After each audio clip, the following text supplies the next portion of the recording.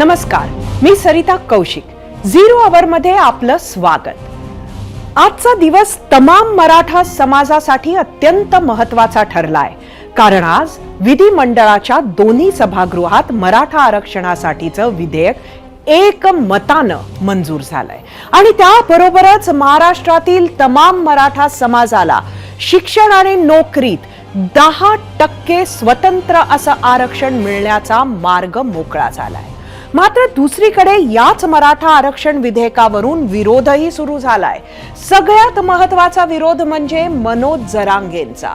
या खेपेचा मराठा आरक्षणाचा खटाटोपच मुळात ज्या मनोज जरांगेमुळे परत एकदा सुरू झाला, ज्यांना एकानंतर एक आश्वासन देत मुख्यमंत्री आणि सरकारनं पुढची पावलं टाकली, एम्पिरिकल डेटा गोळा करण्याचा मोठा एक्सरसाइज केला, ते जरांगे खुश होणं तर दूर प्रचंड नाराज झाल्याचं चित्र उभं झालंय.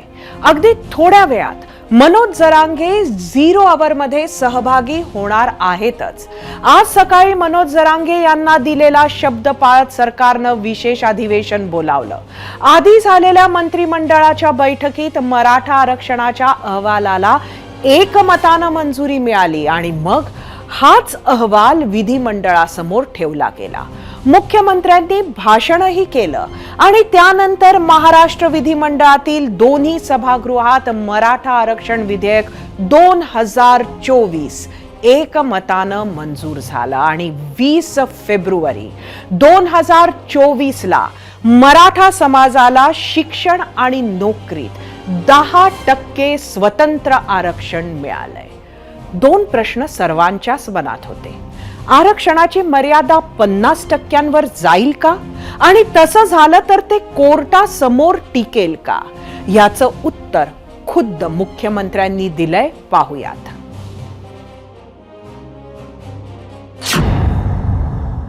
हे मराठा आरक्षण देण्याचा निर्णय देण्याची शपथ आम्ही घेतल्यानंतर 3 महिन्यामध्ये हे मराठा आरक्षण दिलेलं आहे. डिटेल सर्वे आहे हा. सॅम्पल सर्वे नाही, हा एक्सटेन्सिव्ह सर्वे आहे. हा पूर्णपणे डीपमध्ये जाऊन सर्वे केलेला आहे आणि त्यामुळे 2 कोटीच्या वरती त्याचा आकडा आहे माझ्याकडे. 2.5 कोटी लोकांपर्यंत जाऊन 4 लाख लोकांनी हे काम केलेलं आहे. त्यामुळे हे मराठा आरक्षण टिकणारच. आपलं राज्य नाही, 22 राज्यामध्ये आज आरक्षण 50% पेक्षा जास्ती आहे. तामिळनाडू 69%, हरियाणा 67%, राजस्थान 64%, बिहार 60%, गुजरात 59%, पश्चिम बंगाल 55%, आणखी 22 लोक आहेत. बिहारने 59% दिले, 69%. त्यामुळे आज आपल्याला मी एवढंच सांगतो, आपण जी 50% आरक्षणाची मर्यादा ओलांडली ते मगाशी तुम्हाला मी वाचून दाखवलं. कोर्टाने आपल्याला, सुप्रीम कोर्टाने पण ते आपल्याला अधिकार दिले आणि तो आपला अधिकार आहे. अधिसूचना काढल्यानंतर 16 तारखेपर्यंत त्याला सूचना हरकती होत्या आणि 6 लाख हरकती आलेल्या आहेत. तर आता 6 लाख हरकतीची छाननी सुरू आहे आणि छाननी सुरू असल्यामुळे त्याची योग्य ती प्रक्रिया पूर्ण करून, कंप्लीट प्रोसेस पूर्ण करून त्यावर सरकार योग्य तो निर्णय घेईल. स्वतंत्र 10% आरक्षणाची बातमी ऐकताच मनोज जरांगे इतके नाराज का झाले? त्यांनी हाताला लागलेलं सलाईन सुद्धा काढून टाकलं. तर जरांगेंना हवा असलेलं सगळे सोयरे संदर्भात कायदा 6 लाख हरकती आल्यामुळे आणणं कठीण असल्याचं मुख्यमंत्र्यांनी विधिमंडळात स्पष्ट केलं. एकीकडे मुख्यमंत्र्यांनी हे आरक्षण कोर्टात टिकेल हा विश्वास व्यक्त केला, तर मनोज जरांगे मात्र स्वतंत्र आरक्षण मिळालं तर कोर्टासमोर टिकणार नाही म्हणून ओबीसीतूनच आरक्षण मिळावं ह्याच भूमिकेवर ठाम आहेत. आणि त्यामुळेच नाराज मनोज जरांगे हे उपोषणावरही ठाम राहिले. आरक्षणाच्या घोषणेनंतर काय होती मनोज जरांगेंची पहिली प्रतिक्रिया, ती बघूयात. पण त्याआधी सांगते की अगदी काही वेळात झिरो अवर मध्ये मनोज जरांगे, ओबीसी नेते प्रकाश अण्णा शेंडगे आणि कोर्टात नक्की काय होणार आजच्या आरक्षणाचे ते मांडायला सुप्रीम कोर्टाचे वकील सिद्धार्थ शिंदे आपल्या बरोबर असणार आहेत. तर ऐकूयात जरांगेंना. लढल्याशिवाय न्यायच नाहीये आणि मी तरी अर्धवट सोडित नसतो. एखाद्या मुद्द्याला हात घातला ना त्याचं धुपानच काढतो, सोडित नाही त्याशिवाय. मग ते कसला तुरुम का कोणचं सरकार असो नाही तिकडे फारकार असो, माझ्या जातील दैवत मानलेलं आहे, जातीसाठी मरेपर्यंत मी लढणार आहे. आणि कसे सगळे स्वारीची अंमलबजावणी करीत नाही तेच मी बघतो आता, हे कसे करीत नाहीत. आज आम्ही तुम्हाला याच विषयावर प्रश्न विचारला होता, तो बघायला जाऊयात आपल्या पोल सेंटरला. आजचा आपला पहिला प्रश्न होता, मराठा समाजाला शिक्षण नोकरीत 10% स्वतंत्र आरक्षण, मनोज जरांगेंनी आंदोलन थांबवावं का? काय वाटतं जनतेला, होय किंवा नाही, हे तुम्हाला सांगायचं होतं.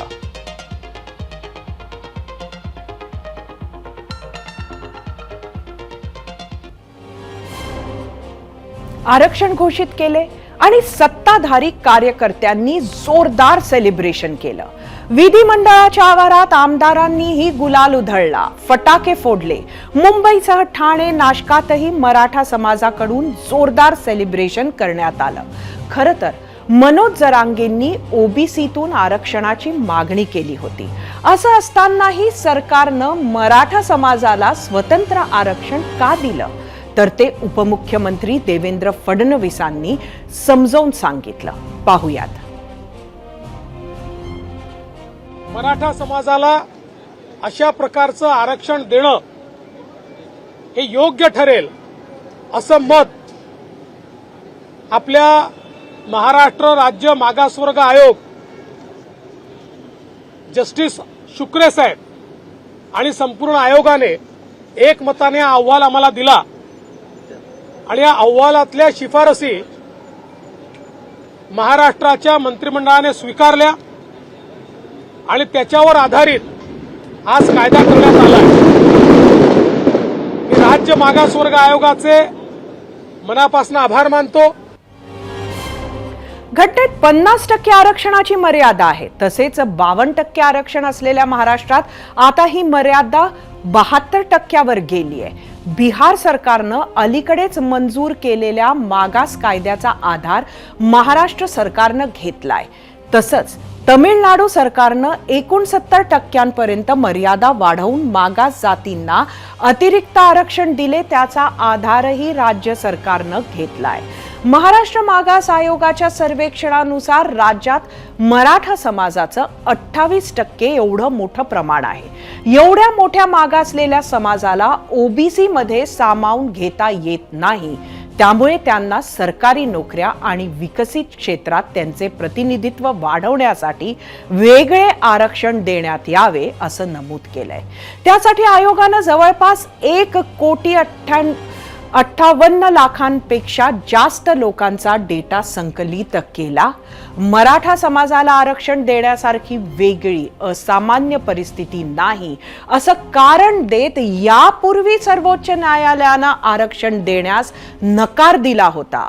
परंतु विद्यमान सरकारनं नेमलेल्या मागास आयोगानं गोळा केलेली आकडेवारी मराठ्यांना आरक्षण देणे ही काळाची गरज असल्याचं दर्शवते आणि आता इम्पिरिकल डेटा हाती असल्यामुळे कोर्ट हे आरक्षण आधीसारखे नाकारणार नाही असा विश्वास सरकारला आहे. कोणतीही चर्चा आणि वादविवाद विना हे विधेयक सभागृहात मंजूर तर झाले, पण सभागृहाबाहेर येताच माजी मुख्यमंत्री आणि ज्येष्ठ काँग्रेस नेते पृथ्वीराज चव्हाण यांनी सरकार काय लपवाछपवी करते असा सवाल केला. तर विरोधी पक्षनेते विजय वडेट्टीवार यांनी सुद्धा सभागृहात मतदान केल्यानंतर बाहेर येऊन हे फसगत करणारं सरकार असल्याचा आरोप केला. पाहूयात. हेच भाषण देवेंद्र फडणवीसनी 2018 साली केलं होतं की आम्ही आता टिकणार आरक्षण देऊ, आम्ही सगळी काळजी घेतलेली आहे. आमची आशंका एवढीच आहे की तुम्ही फक्त ही लोकसभा आणि विधानसभा निवडणूक काढण्यापुरतं केलंय का, तर त्यामुळे काय चाललेलं आहे, अशी गुप्तता का पाळली जाते, असं घाईगर्दीत हे का करताय. देवेंद्र फडणवीसने धनगर आरक्षण निवडणुकीपूर्वी दिलं होतं आश्वासन, पुढं काय झालं त्याचं. त्यामुळे ही फसवणूक आहे. विश्वासात घ्यायला सरकार का घाबरते आम्हाला समजत नाही. आमचा तर पाठिंबाच आहे. अशा प्रकारचं दिलेलं आरक्षण हे रद्द झालेलं आहे, हे मान्य झालेलं नाही.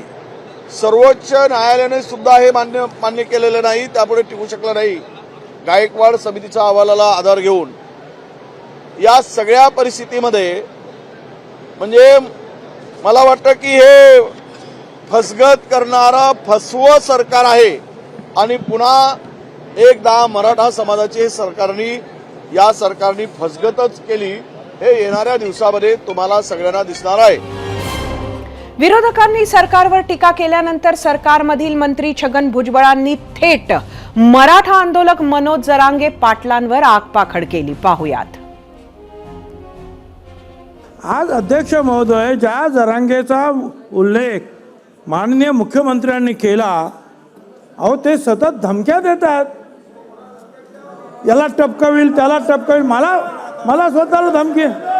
अध्यक्ष महोदय काय आहे अध्यक्ष महोदय? आणि अध्यक्ष महोदय एवढंच नाही तर छत्रपती शिवरायांच्या पुतळ्याखाली बसून महाराष्ट्राच्या मुख्यमंत्र्यांना उपमुख्यमंत्र्यांनी आम्हाला तर नेहमीच देतात, अहो आईवरून शिव्या. तिथे बसलेले जे आहेत महसूल आयुक्त, SP, कलेक्टर, त्यांना तर म्हणतात तुम्ही भाडखाऊ आहात, आणखी त्यांनाही आईवरून शिव्या. अध्यक्ष महोदय ही दादागिरी जी काय चाललेली आहे याला काय कंट्रोल करणार आहात की नाही? खरं तर मराठ्यांना स्वतंत्र आरक्षण मिळण्याची ही काही पहिलीच वेळ नाहीये. 2014 साली पृथ्वीराज चव्हाणांच्या नेतृत्वातील आघाडी सरकारनं अध्यादेश जारी करत मराठा आरक्षणाची घोषणा केली होती. तो अध्यादेश सभागृहासमोर येण्याआधीच राज्यात निवडणुका जाहीर झाल्या, पुढे आरक्षण लटकलं. त्यानंतर 2018 साली देवेंद्र फडणवीसांच्या नेतृत्वातील महायुतीच्या सरकारनंही मराठ्यांना स्वतंत्र आरक्षण दिलं. उच्च न्यायालयात टिकलं पण सर्वोच्च न्यायालयात फसलं. काय नक्की आहे फरक साल 2018च्या आणि आत्ताच्या आजच्या कायद्यात, तेच पाहण्यासाठी जाऊयात आपल्या मीडिया सेंटरला.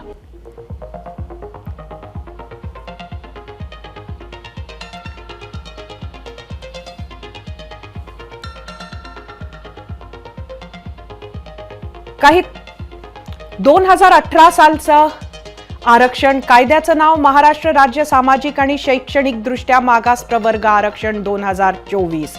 महाराष्ट्र राज्य सामाजिक आणि शैक्षणिक दृष्ट्या मागास प्रवर्ग असं कायद्याचं नाव. 2018ला कायद्यात एकूण 18 कलमं होती तर 2024ला एकूण 20 कलमं आहेत. 2018ला शैक्षणिक आरक्षण 16% होतं तर 2024ला शैक्षणिक आरक्षण 10%. 2018 मध्ये नोकऱ्यांमध्ये आरक्षण 16%, क्रीमी लेअरची अट होती. 2024ला सरकारी नोकऱ्यांमध्ये आरक्षण 10%, क्रीमी लेअरची अट. 18 मध्ये गायकवाड आयोगाच्या शिफारसीनुसार कायदा होता. 24 मध्ये राज्य मागासवर्ग आयोगाच्या शिफारसीनुसार कायदा आहे. 18 मध्ये गायकवाड आयोगाचा अहवाल गोपनीय ठेवण्यात आला होता. 24 मध्ये राज्य मागासवर्ग आयोगाचा अहवाल सार्वजनिक करणार का यावर प्रश्नचिन्ह आहे.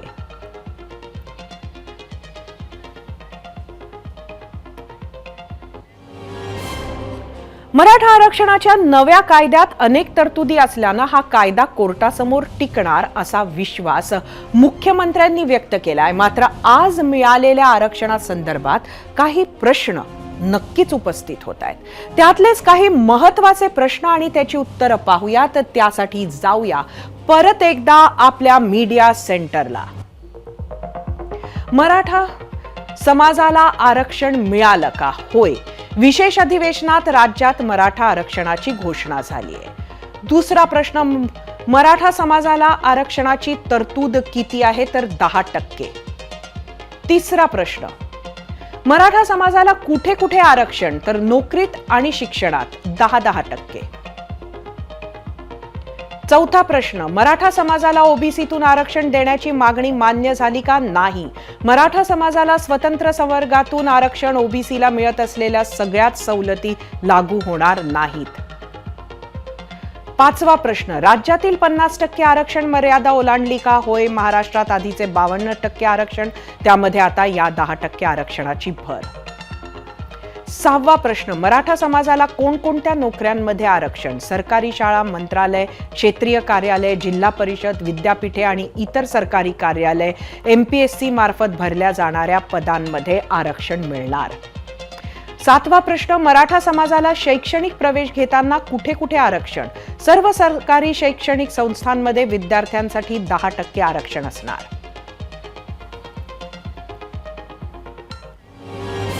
मराठा आरक्षणावरून 2 ठाकरेही आज बोलले.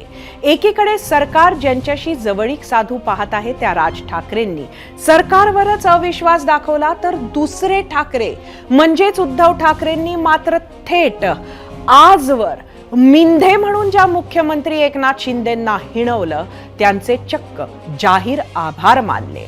पाहुयात दोन्ही ठाकरेंनी आरक्षणावर नेमकी कोणती वक्तव्य केली आहेत. या गोष्टीबद्दल काय आता आनंदच आहे, पण तरी मला असं वाटतं की मराठा समाजाने जागृत राहावं, मराठा समाजातले माझे बांधव भगिनी यांनी जागृत राहावं. हे तोंडाला पाळणं पुसण्याचं काम सुरू आहे. 10% दिले म्हणजे काय केलं तुम्ही? कशात 10% दिलं? तुम्हाला अधिकार कोणी दिले? तुम्हाला या गोष्टींचे अधिकार आहेत का? की हे परत सुप्रीम कोर्टात प्रकरण जाणार, परत तिकडे मग राज्य सरकार सांगणार आता काय सुप्रीम कोर्टात गेलं, आता आम्ही काय करू शकत नाही. म्हणजे निवडणुकीच्या तोंडावरती ह्या सगळ्या गोष्टी करायच्या, याला काय अर्थ आहे का? ज्या निर्घुणपणाने आणि निर्दयीपणाने त्या आंदोलकांवरती अत्याचार केला गेला होता, डोकी फोडली होती, ती फोडण्याची काही गरज नव्हती. हा विषय पहिल्यापासून शांततेने सोडवता आला असता. मला आज जास्त काही राजकारणामध्ये बोलायचं नाही आहे, पण कोणत्याही समाजाच्या आरक्षणाला धक्का न लावता हे आरक्षण दिले असं मुख्यमंत्र्यांनी सांगितलं. त्याच्याबद्दल मी त्यांना धन्यवाद देतो आणि एकच प्रार्थना करतो, आता आरक्षण दिल्यानंतर हे आरक्षण शिक्षण आणि नोकरीमध्ये दिलेलं आहे. शिक्षणाचं ते आता शैक्षणिक वर्ष सुरू होईल तेव्हा आपल्याला सगळ्यांना कळेलच. तातडीने आता किती जणांना मराठा समाजातील बांधवांना आणि भगिनींना नोकऱ्या कुठे मिळणार आहेत हे सुद्धा सरकारने जाहीर केलं तर सोन्याहून पिवळं होईल. आज मराठा आरक्षण मिळाले आणि उद्या थेट ते कोर्टातही पोहोचणार आहे. बघूयात का आणि कसे. पोलिसांवरल्या हल्ल्यांपासून आमच्यासारख्या डिसेंट ओपिनियन ठेवणाऱ्यांच्या गाड्या फोडेपर्यंत उद्या माझी हत्या सुद्धा होईल, परंतु खऱ्या गुणवंतांसाठी कोर्टात जाणारच, दावा करणारच. तुम्ही कायदा करा, काही घंट्यात कोर्टात दिसू आम्ही. कायदा करा तुम्ही, कारण हा कायदा जो आहे इंदिरा साहनीच्या जजमेंटच्या विरुद्ध आहे, मिनर्वा मिलच्या विरुद्ध आहे, बेसिक स्ट्रक्चर कॉन्स्टिट्यूशनचं उद्ध्वस्त करणार आहे. या सगळ्या घडामोडींमध्ये तुमच्या प्रतिक्रिया अत्यंत महत्त्वाच्या ठरतात. त्याच प्रतिक्रिया पाहण्यासाठी आपण जाऊया परत एकदा आपल्या मीडिया सेंटरला. सोशल मीडियावर जनतेच्या प्रतिक्रिया. आपला प्रश्न होता, मराठा समाजाला शिक्षण आणि नोकरीत 10% स्वतंत्र आरक्षण, मनोज जरांगेंनी आंदोलन थांबवावं का? बघूया काय आहेत प्रतिक्रिया. एक्सवरून जितेंद्र भालेकर, नाही थांबले तर हे आंदोलन राजकीय होते हे सिद्ध होईल. एक्सवरून आदिनाथ कुडके, सरकारने जे स्वतःच्या अधिकारात नाही ते देण्याचा प्रयत्न केला आहे. फेसबुकवरून प्रांजळ अंबोरे, जरांगेंची सुरुवातीची आणि आत्ताची भूमिका यामध्ये खूप बदल झालाय. आता कसरत मराठा समाजाची असेल, त्यांची नेमकी कोण फसवणूक करते हे ओळखावं लागेल. फेसबुकवरून अमोल पाटील, मराठा आरक्षण हे फक्त ओबीसी मधूनच टिकणार आहे. फेसबुकवरून नितीन जाधव, राज्य सरकारनं जरांगे पाटील यांच्या मागणीप्रमाणे आरक्षण द्यावे, तोवर मराठा समाज माघार घेणार नाही. इंस्टाग्रामवरून योगेश जाधव, हे आरक्षण आम्हाला मान्य नाही. इंस्टाग्रामवरून अविनाश कासार, हे आरक्षण 2018 सारखं पुन्हा टिकणार नाही. सरकार फक्त निवडणूक होईपर्यंत वेळकाढूपणा करत आहे.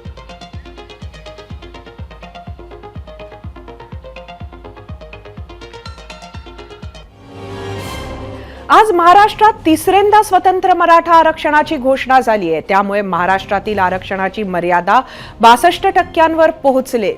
त्यामुळे आरक्षणाचा मुद्दा पुन्हा एकदा कोर्टातही जाण्याची शक्यता बळावली आहे. तर तिकडे मनोज जरांगेंनीही नव्या आंदोलनाची घोषणा करणार असल्याचं स्पष्ट केलंय. या आणि अशा अनेक मुद्द्यांवर सखोल विश्लेषण करण्यासाठी आपल्या सोबत खुद्द मराठा आंदोलक मनोज जरांगे, ओबीसी नेते प्रकाश अण्णा शेंडगे आणि ज्येष्ठ कायदे तज्ञ सिद्धार्थ शिंदे आहेत. त्यांच्याशी चर्चा करण्यासाठी जाऊया आपल्या गेस्ट सेंटरला. मनोजजी, सिद्धार्थजी, प्रकाश अण्णा, आपल्या तिघांचेही एबीपी माझाच्या 0 आवरमध्ये स्वागत आहे. मी मनोजजींकडे पहिले जाते. मनोजजी, आपण घोषित आधीच केलेलं आहेच की आपण आंदोलन पुढे ठेवणार आहात. कुठेतरी आतापर्यंत आपण सरकारसाठी थांबलात. काय वाटतं, आपण उगाच थांबलात का? उगाच सरकारवर विश्वास ठेवला का?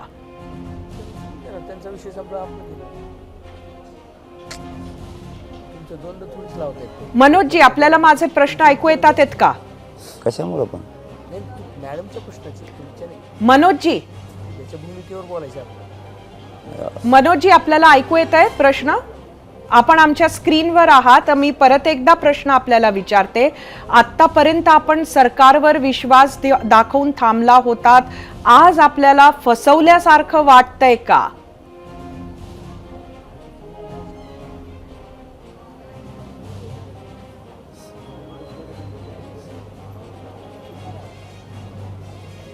मनोज जरांगेंना आपला प्रश्न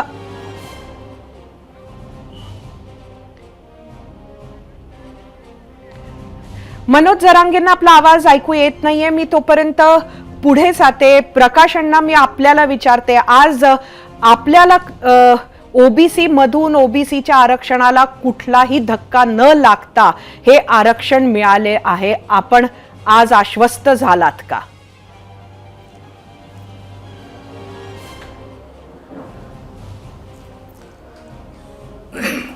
नाही, कसं आहे की आजच्या कायदा जो पारित झालेला आहे, सरकारची हा कायदा पारित करण्याची खरंच कसोटी तर होतीच. कारण त्यांना एकीकडे टिकणारं आरक्षण मराठा समाजाला द्यायचं होतं आणि दुसरीकडे ओबीसी समाजालाही आश्वस्त करायचं होतं की आम्ही तुमच्या आरक्षणात धक्का लावलेला नाही. आणि हे अशा प्रकारे हा कायदा जो आहे तो आज या ठिकाणी पारित केलेला आहे. ओबीसीच्या दृष्टिकोनात बघायचं झालंच की या ठिकाणी या कायद्यामध्ये तर ओबीसीच्या आरक्षण धक्का लागलेला नाही हे तर स्पष्ट होतच आहे. परंतु ओबीसीच्या मनातली जी खतखत जी आहे, जी भीती जी आहे, ती या ठिकाणी मला बोलणं अतिशय आवश्यक आहे. कारण 50% वरचं आरक्षण दिलेलं आहे हे मान्य आहे. आता ते टिकेल नाही टिकेल, कसं टिकवायचं हे सरकारचं हे आहे. पण समजा ते जर नाही टिकलं आणि जर का हे तर मागासवर्गीय देश आता त्यांनी पुन्हा एकदा सिद्ध केलेलं आहे, ते जर टिकलं तर मग मात्र सुप्रीम कोर्टाच्या आदेशाने हा मराठा समाज पुन्हा तुम्ही you are backward, go to backward quota. आणि जर बॅकवर्ड कोटामध्ये त्यांना पाठवलं गेलं तर ते उद्याला येऊन ओबीसी मध्ये त्या ठिकाणी त्यांना घ्यावं लागेल. नक्कीच प्रकाशांना मी परत एकदा आपला संपर्क मनोज जरांगेंशी झालाय. मी त्यांच्याकडे जाते. मनोजजी, एकंदरीत आपली नाराजी आज आम्ही ऐकलीच. इतके दिवस आपण थांबला होतात, सरकारवर आपला विश्वास आपण अनेक वेळेला दाखवला. आज मात्र कुठंतरी सरकारनं विश्वासघात केला असं आपल्याला वाटतंय का? काय आज आपली भावना आहात? का आज आपण सरकारनं पारित केल्यानंतर सुद्धा नाराज आहात?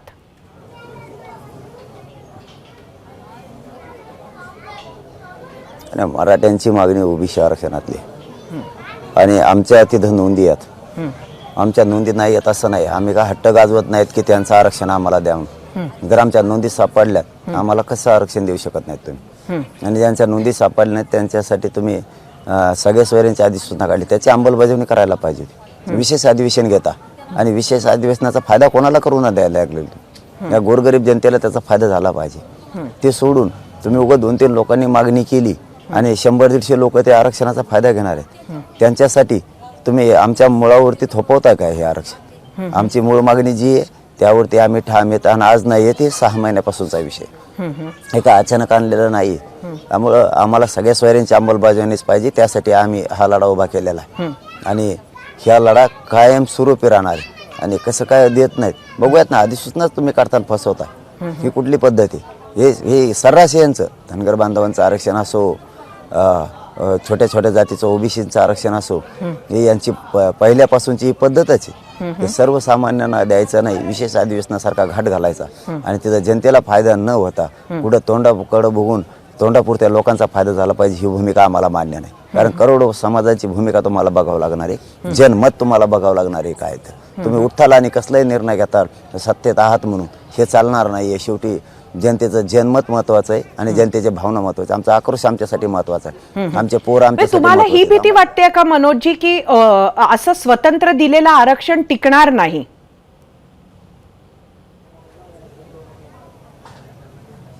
नाही ते टिकेल नाही टिकेल ती मागणीच नाही. दिलंय तर त्याचं कौतुक स्वागत सुद्धा केलंय आम्ही. त्याबद्दल तुम्हाला ते टिकेल नाही टिकेल, जे 150 लोकांना लागत होतं त्यांना ठीक आहे, ते टिकेल नाही त्यांची भावना आहे. पण त्यांच्यामुळं त्यांच्या मागणीमुळं गोरगरीब करोडो मराठ्यांच्या पोरांचं आणखीन तरी वाटलं होऊ नये ना. हे आरक्षण घेतलं आणि ECBC सारखं जर झालं तर ECBC मधून आणि EHBC मधून निवड झालेल्या पोरं आताही त्यांना नियुक्त्या नाही. 4-5 वर्ष झाले ते पोरं सारखा संघर्ष करतात, लढतात. म्हणजे ज्या पोरांना आता अधिकारी होऊन लेखणी त्यांच्या हातात यायला पाहिजे, त्यांच्या हातात आंदोलनाचं हत्यार आहे. हेच उद्याच्याला याच माध्यमातून आरक्षण घेतलं आणि हे जर नाही टिकलं तर पुन्हा त्या पोरांनी आयुष्यभर नुसते आंदोलनच करायचे का? आणि आंदोलनाचं आयुष्य त्यांनी खर्च करायचं. आईबापांनी याच्यासाठी शिकवलेलं नाहीये पोरांना की त्यांनी फक्त आंदोलनच करत राहायचं आणि आईबापांनी त्यांना शिकवायचं. त्यांची कधीतरी इच्छा पूर्ण झाली पाहिजे, त्यांचं भविष्य घडलं पाहिजे. यासाठी सत्ता असते किंवा सरकार असते. सरकारला मागणी केली एक आणि देते दुसरी, ही कोणती पद्धत आहे? म्हणजे आपली जी पहिली मागणी होती ती कुठेतरी सरसकट मराठा आरक्षणाची होती, ती आज मान्य झाली असं आपल्याला वाटत नाही का?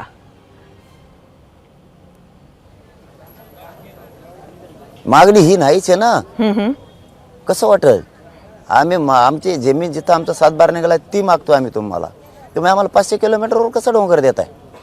आमची सुपीक जमीन सोडून तुम्ही आम्हाला डोंगरावरती कुठं द्यायला लागले? ही अधिकार कोणी दिला तुम्हाला? सत्तेवर बसवलं याचा अर्थ तुम्ही आम्हीच बसवलं म्हणजे आमचेच मुर्दे पाडायला निघणार आहेत काय? ही कोणची भूमिका आहे सरकारची? सरकार कोणाचाही असू द्या, आम्हाला देणं घेणं नाही.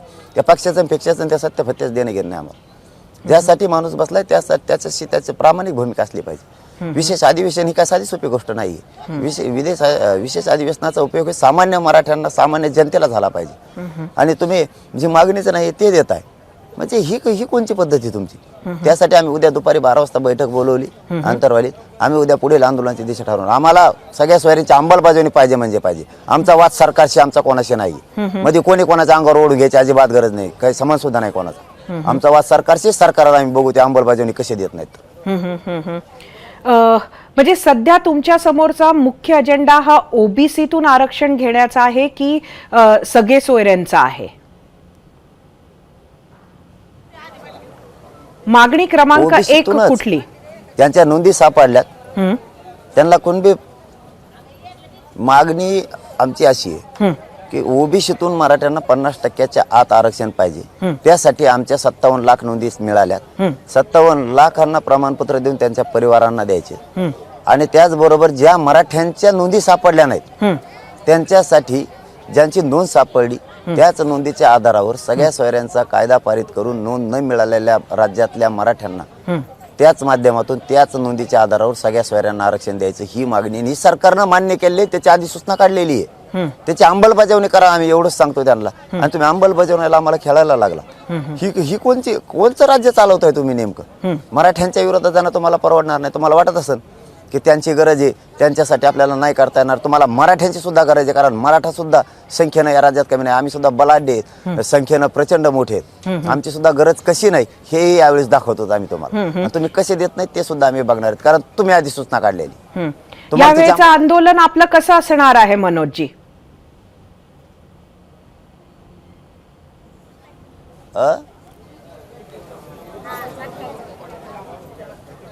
या खेपेचं आंदोलन कसं असणार आहे?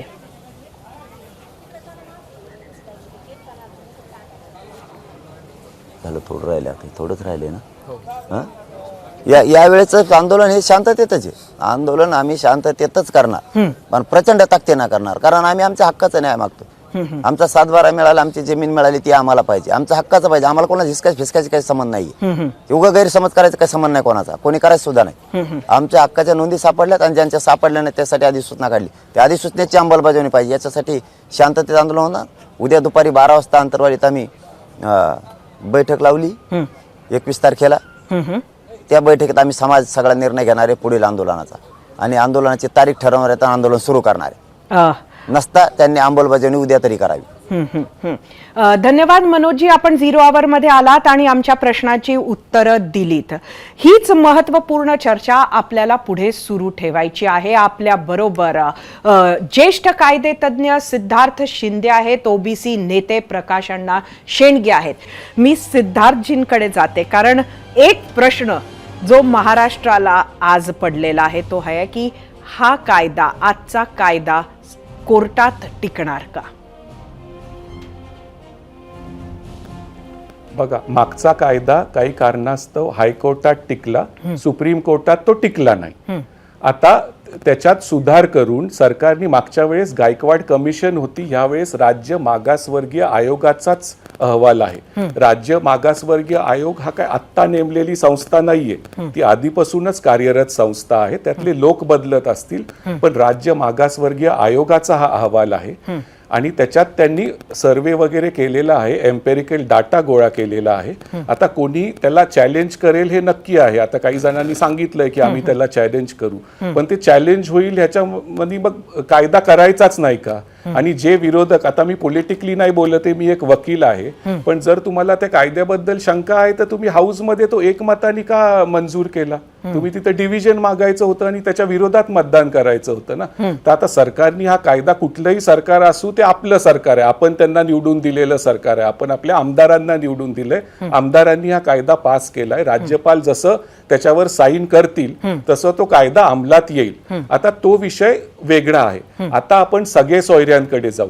राज्य सरकारने मनोज जरांगे पाटलांची मागणी मान्य करून एक गॅझेटेड नोटिफिकेशन काढलं. आता ह्याच्यात कसं आहे, 2001 चा आपल्याकडे एक ऍक्ट आहे, ओबीसी VJNT ऍक्ट, ओबीसी विमुक्त जाती भटक्या जमाती ऍक्ट. त्याच्यात कोण ह्याच्यात बसतं त्याच्यात मेन्शन केलेलं आहे. तर त्याच्यात राज्य सरकारची अशी मनशा आहे की एका रूल मार्फत त्या ऍक्ट मध्ये, जो ऑलरेडी पास झालेला आहे 2001 मध्ये, सगळ्या सोयऱ्यांचा शब्द तो इन्सर्ट करणार आहे. आता त्याच्यावर 15 दिवस लोकांना 3 आठवडे दिले गेले होते हरकतींसाठी, ऑब्जेक्शन, सूचना, हरकती, अभिप्राय. ते आता आलेले आहेत, ते काही लाखांमध्ये आहेत.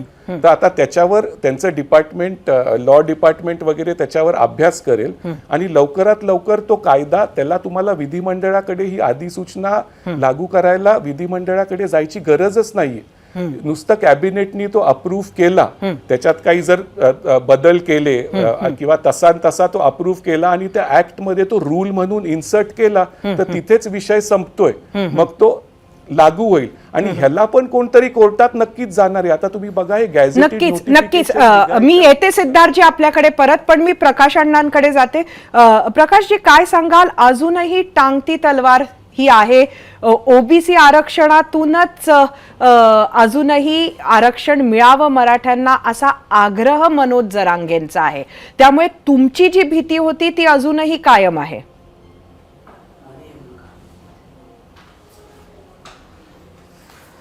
हो, नक्कीच.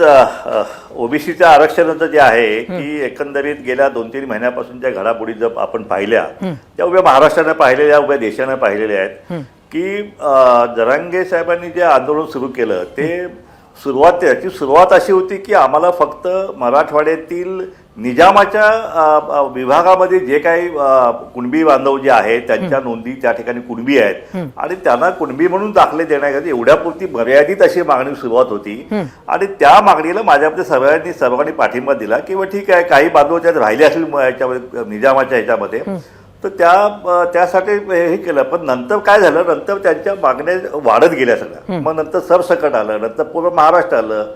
हे सगळं होत होत आता त्या नोंदी ज्या आहेत, ज्या 28,000 नोंदी होत्या त्या 57 लाख नोंदी गेल्या. आणि 57 लाख नोंदी झाल्यानंतर पुन्हा तो सगळे सोयऱ्याचा विषय जो आहे तो आल्यानंतर मात्र ओबीसीच्या आणि भटक्या मुक्तांच्या मनामध्ये फार मोठी संतापाची लाट उसळली की आता हे 57 लाख आणि त्यांचे सगळे सोयरे आणि त्यांचे गणगोत जे आहे, सगळे सोयरे आणि गणगोत म्हणलं ते एका. प्रकाशजी, आत्ताच आपल्याला सिद्धार्थजींनी जे सांगितलं त्याप्रमाणे खरं तर ती जी अधिसूचना आहे ती राबवली जाणार आहे सगळे सोयऱ्यांची, त्यामुळे आता त्यावर तुमची काय भूमिका आहे?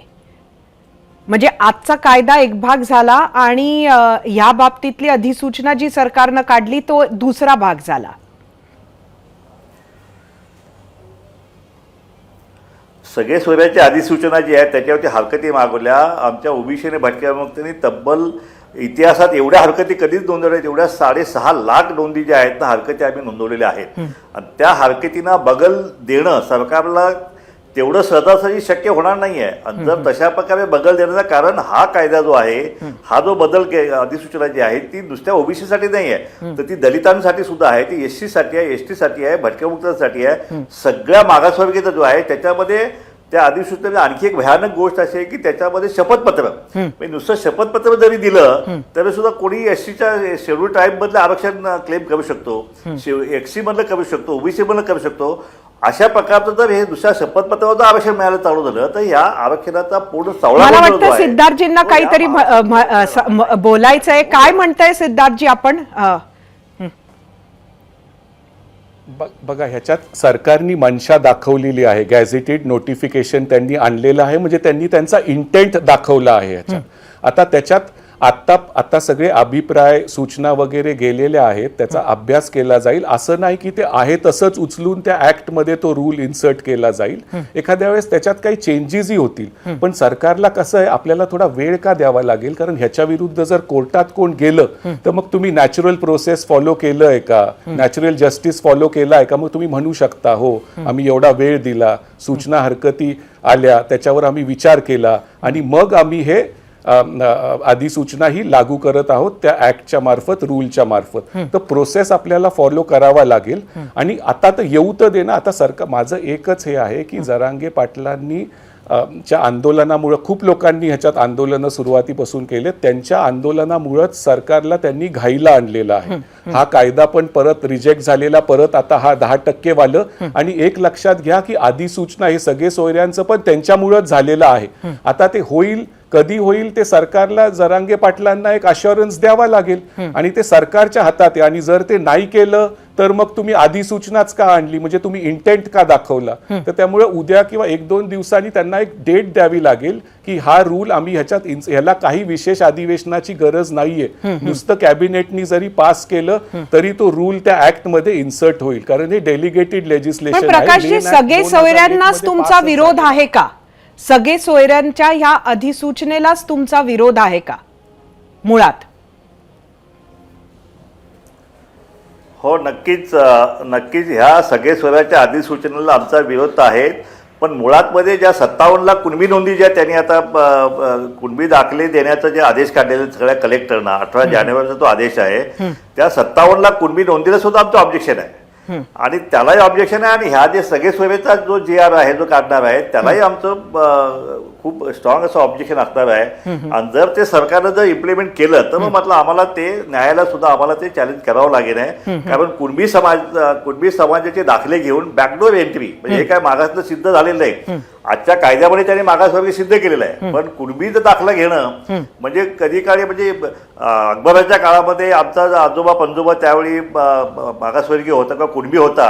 आणि म्हणून आता स्वतंत्र भारतामध्ये घटना स्थापन झालेली आहे, आयोग नेमलेले आहेत, सगळे सर्वेक्षण झालेलं आहे. ते सगळं बाजूला ठेवून फक्त अकबराच्या काळात किंवा निजामाच्या काळात नोंद आहे म्हणून त्याला कुणबी दाखला देणं हे कुठल्याही न्यायालयात धरून नाहीये. मी सिद्धार्थजींकडे जाते. सिद्धार्थजी, या दरम्यानची जो काळ आहे आज आणि या आंदोलनाचा जो काळ आहे त्यामध्ये आपण असं बघितलं की ज्यांचे कुणबी दाखले मिळाले त्यांना ओबीसी म्हणून सामील करून घेण्यासाठी जी पावलं उचलल्या गेली, अनेक लोकांनी त्याचा फायदा घेतला.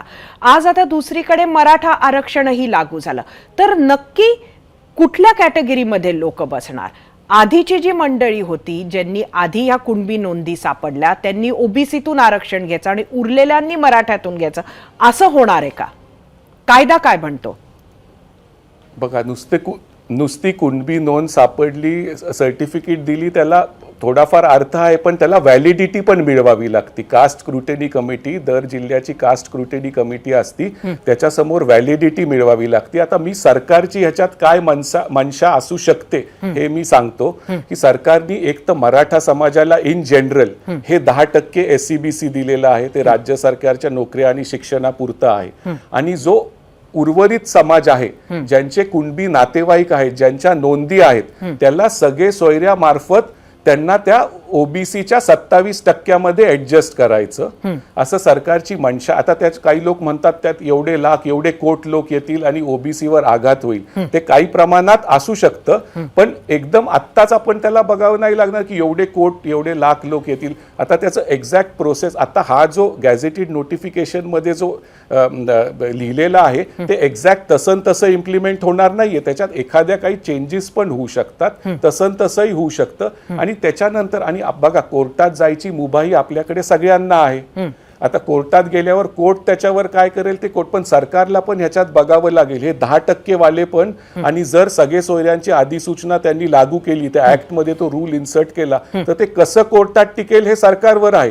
कारण नुसतं निवडणुकीपुरतं हे चालणार नाहीये, पुढेही तुम्हाला जनतेला फेस करायचं आहे. त्यामुळे ते कसं टिकेल. आणि जर म्हणजे तुमचं म्हणणं आहे की दोन्ही गोष्टी टिकू शकणार नाही. एकीकडे ओबीसीतूनही सगळे सोयऱ्यांचं अशा पद्धतीनं घेतलेलं आरक्षण आणि दुसरीकडे मराठा, असं टिकणार नाही असं आपल्याला वाटतं का? नाही, दोन्हीही टिकू शकतं, पण ते आता सरकारवर आहे. कारण ह्याला 10%ला काही लोक कोर्टात जाणार आहेत, सगळे सोयऱ्यांच्या अधिसूचनेविरुद्ध काही लोक कोर्टात जाणार आहेत. ती आधी इम्प्लिमेंट होऊ दे, मग लोकांना कोर्टात जाऊ दे. फक्त त्यांना बघावं, सरकारला सांगावं लागेल की आम्ही ड्यू प्रोसेस फॉलो केलं आहे. आणि आता सरकारनी जर ह्याच्यातून सगळे सोयऱ्याच्या ह्याच्यातून माघार घेतली तर मग ती सरकारची नाचक्की होईल. मग एक तर तुम्ही ते गॅझेटेड नोटिफिकेशन काढायचंच नव्हतं, अभिप्राय मागवायचेच नव्हते. आता सरकार अजून त्यांना, मला अजून वाटतं की थोडा वेळ द्यावा, काही दिवस तरी द्यावे. आणि जेव्हा सगळे ऑब्जेक्शन्स वगैरे क्लिअर होतील आणि मग काय मसुदा तो नेमका करतात, तो आधीचाच मसुदा ठेवतात त्या रूलचा का काय नवीन त्याच्यात प्लस मायनस ऍड करतात, सबट्रॅक्ट करतात, काय ते सरकार ठरवेल. आणि मग त्या ऍक्ट मध्ये तो इन्सर्ट होईल आणि तो सगळे सोयऱ्यांचा कायदा पण लागू होईल. पण आता आधीच आपण म्हणायचं दोन्हीही टिकू शकतात कोर्टात. आता जर केलंय तर टिकणार अशाच मनशेनी सरकार. म्हणजेच याचा अर्थ असा आहे की ओबीसी समाजातील काही आरक्षणाचा भाग हा सगळे सोयऱ्यांच्या निमित्तानं सुद्धा मराठा समाजाला मिळणार आणि अधिकचं 10%चं मराठा आरक्षण ही मिळणार, जर तुम्ही म्हणता तसं झालं तर. म्हणजे ते वेगळं, त्यामुळे अशा पद्धतीचं ते आरक्षण मराठा समाजाला मिळेल 10%. हो, ते स्पेसिफिक मराठा समाजाला 10% SCBCचं मिळेल. आज जो कायदा पास झाला तो, पण जर सगळे सोयऱ्यांचं हा जो अधिनियम जर इन्सर्ट झाला ऍक्ट मध्ये तर कुणबी म्हणून मिळेल. म्हणजे ज्यांचे कुणबी नोंदी आहेत त्यांच्या नातेवाईकांना. आणि ते पण एवढं सोपं नाहीये की सर्टिफिकेट मिळलं माझं झालं, त्याच्यात व्हॅलिडिटी, कास्ट स्क्रुटिनी कमिटी समोर जाऊन हे करणं, व्हॅलिडिटी घेणं आणि मगच ते लागू होईल. प्रकाशजी, मी परत तुमच्याकडे येते. 10% आणि प्रकाशजी, मी तुमच्याकडे येते. मनोज जरांगे उद्या आंदोलनाची दिशा सांगणार आहेत. आपल्याला आत्ताच शिंदेंनी म्हटलं की खरं तर थांबायला पाहिजे, पण ते आत्ता थांबण्याच्या मनस्थितीत दिसत नाहीयेत. उद्या ते आंदोलन घोषित करणार आहे. तुमची काय भूमिका आहे?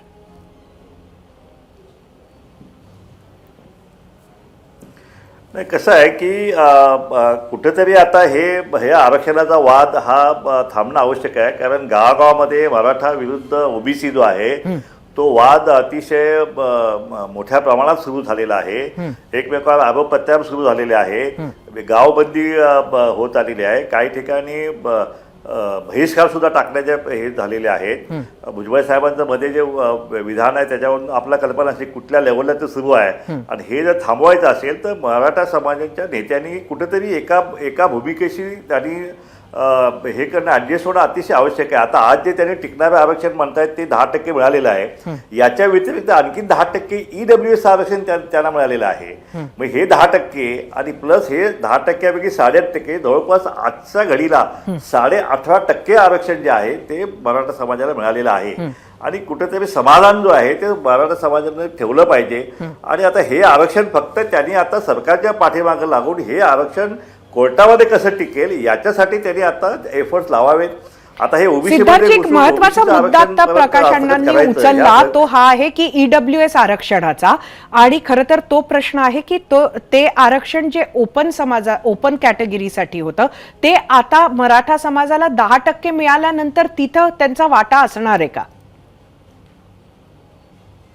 EWS आरक्षण हे जे आहे 10% हे केंद्र सरकारने घटना दुरुस्ती करून पूर्ण इंडियामध्ये पूर्ण भारतात दिलेलं आहे. हो.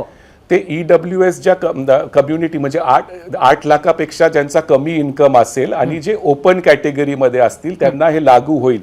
तर माझ्या मते की हे 10% SCBCचं महाराष्ट्रातलं आरक्षण आणि EWSचं आरक्षण हे मराठा समाज त्याचा फायदा घेऊ शकतं, पण त्यांना एकच काहीतरी चूज करावं लागेल. आणि तुम्ही एक लक्षात घ्या, मी असं म्हणलं नाही की म्हणजे जरांगे समाज पाटलांनी म्हणून त्यांचं एक आंदोलन कुठलं तरी थांबवायला चूज पाहिजे. करावं लागेल की व्यक्ती म्हणून चूज करावं लागेल?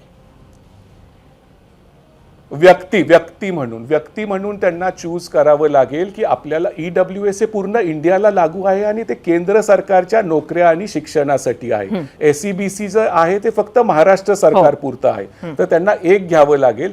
आणि जरांगे पाटलांचं माझं हेच म्हणणं आहे की त्यांनी थांबू नये असं मी नाही म्हटलं, पण जर सरकारने त्यांना आश्वासन दिलं की सगळे सोयऱ्यांची अधिसूचना आम्ही ह्या तारखेला किंवा एवढ्या आठवड्यात आम्ही लागू करणार आहोत, तर मग त्यांचं आंदोलन थांबेल. प्रकाशजी, आपण काहीतरी सांगत होतात.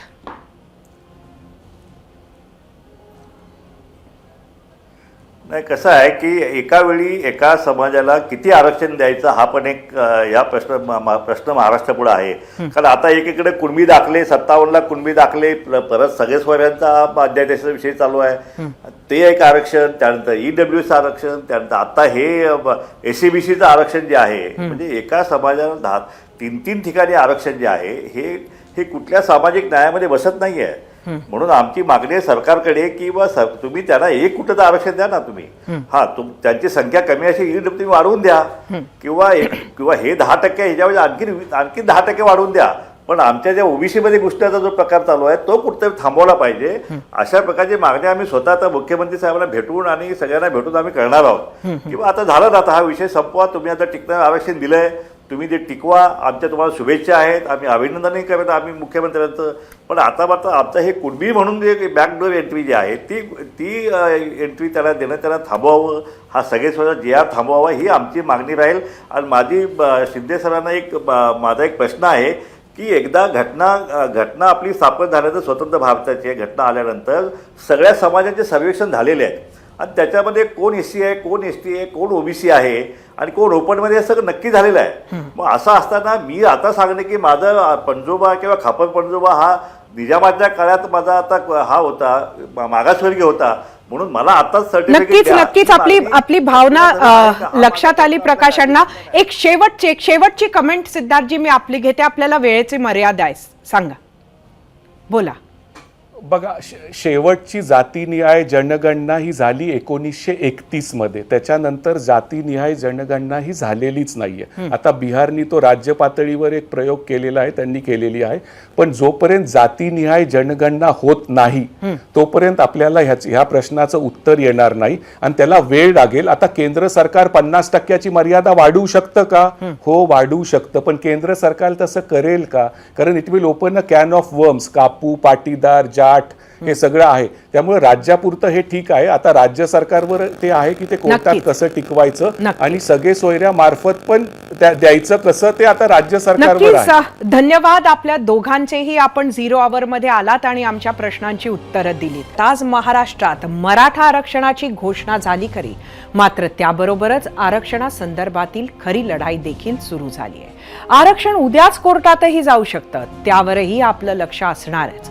मात्र आता वेळ झाली आहे आरक्षणासंदर्भातला महाराष्ट्राचा कौल पाहण्याची, आणि त्यासाठी जाऊयात आपण आपल्या पोल सेंटरला. आजचा आपला प्रश्न सांगते, मराठा समाजाला शिक्षण नोकरीत 10% स्वतंत्र आरक्षण. मनोज जरांगेंनी आंदोलन थांबवावं का? एकूण मतं 20,000. 39% लोकांनी होय म्हटलं, 61% नाही. इंस्टाग्रामवर एकूण 3,500 मतं.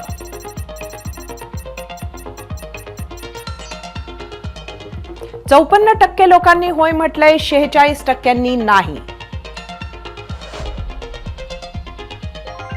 फेसबुकवर एकूण 1,500 मतं.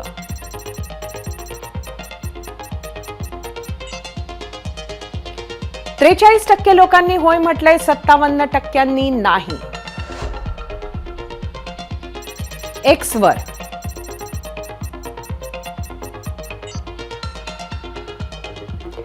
49% लोकांनी होय म्हटलंय, 51% नाही. शिंदे फडणवीस पवार सरकारनं आपलं आरक्षण देण्याचं वचन पाळलं. मराठा समाजातील वंचितांची अनेक दशकांची प्रतीक्षा संपली. विधानसभा आणि विधान परिषदेत आज मराठा आरक्षणाचं विधेयक पारित झालं.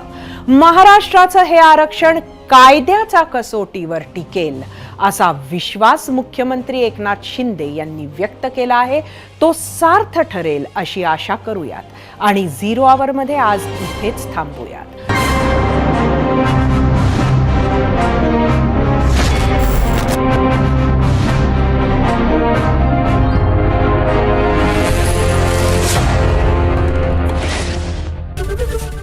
एबीपी माझा, उघडा डोळे बघा नीट.